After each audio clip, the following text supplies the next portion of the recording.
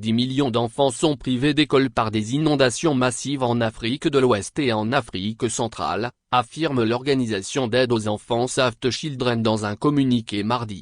Save the Children appelle les donateurs à soutenir l'assistance aux populations touchées. Elle exhorte les gouvernements et leurs partenaires à offrir urgemment des alternatives aux enfants privés d'école et à agir pour protéger davantage les établissements scolaires des événements extrêmes à l'avenir.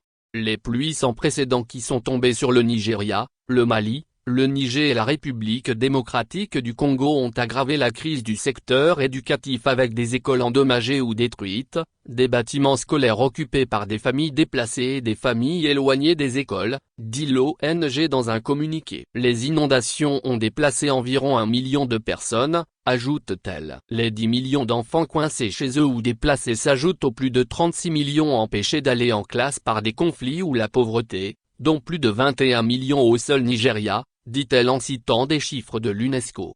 En plus de voir leur famille ravagée et leur foyer détruit, les enfants doivent voir leur éducation engloutie par les eaux, dénonce Vishna Chalitetla, une responsable régionale de Save the Children citée par l'organisation. Depuis le début de la saison des pluies, des déluges d'eau se sont abattus sur de vastes étendues, provoquant des crues et des inondations qui ont fait des centaines de morts et des centaines de milliers de déplacés au Tchad, au Nigeria, au Burkina Faso, au Mali, au Niger, en Guinée ou encore au Cameroun. Elles ont affecté des millions de personnes, causé des dégâts considérables aux infrastructures et aux terres et aggravé les risques de maladies et d'insécurité alimentaire.